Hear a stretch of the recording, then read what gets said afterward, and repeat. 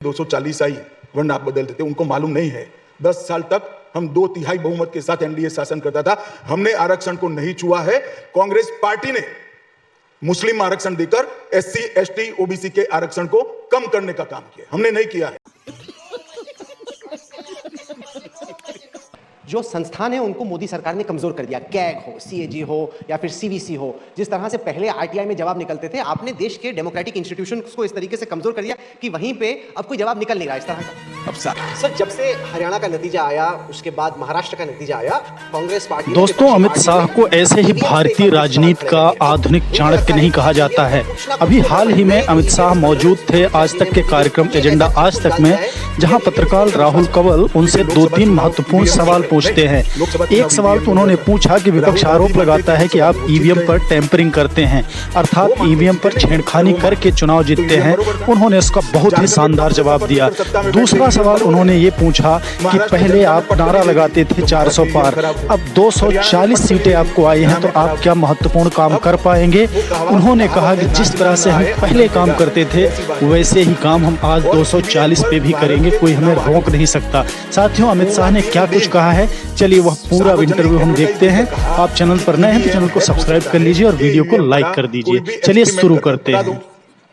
इस सारे पिक्चर चालू करो बे।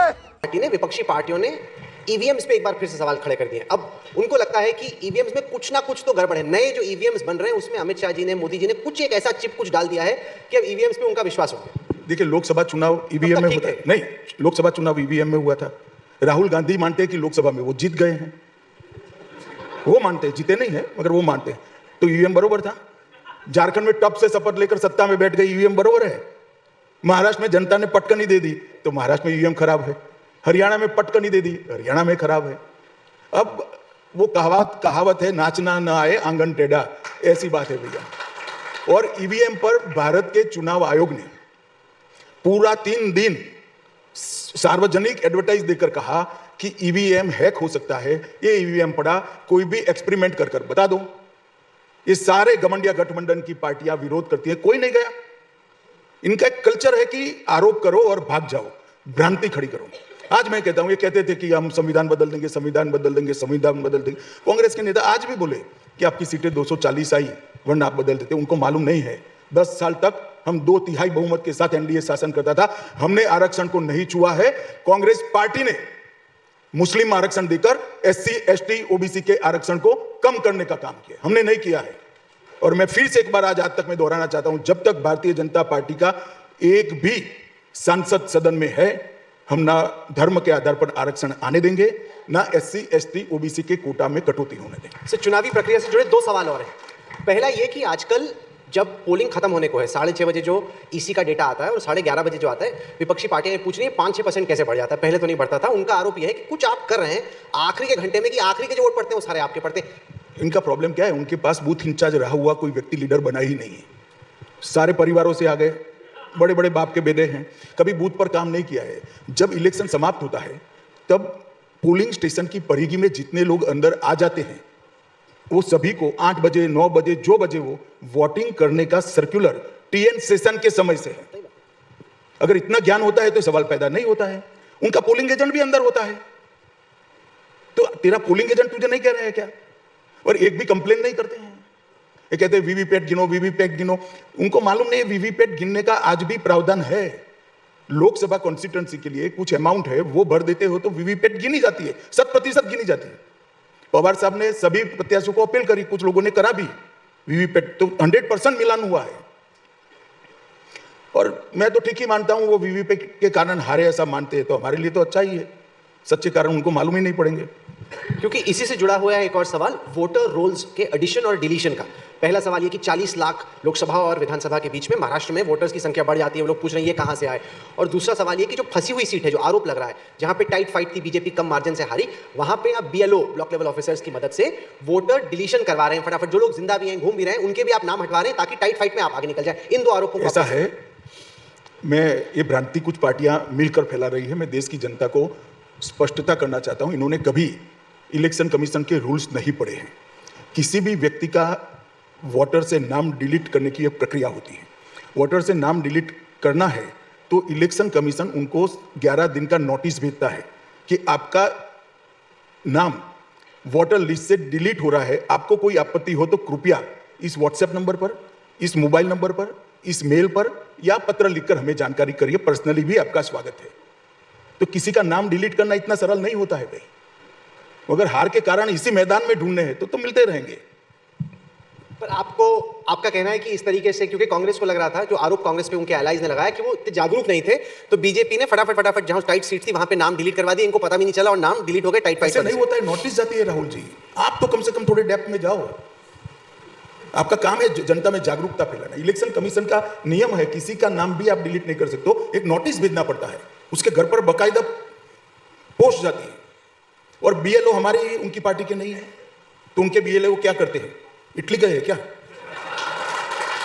बीएलओ दोनों पार्टी के होते हैं। सर, मणिपुर में करीब 600 दिन हो गए जब से ये हिंसा का दौर स्टार्ट हुआ है। आप देश के गृह मंत्री हैं, माना जाता है कि पटेल साहब के बाद सबसे शक्तिशाली और यशस्वी गृह मंत्री।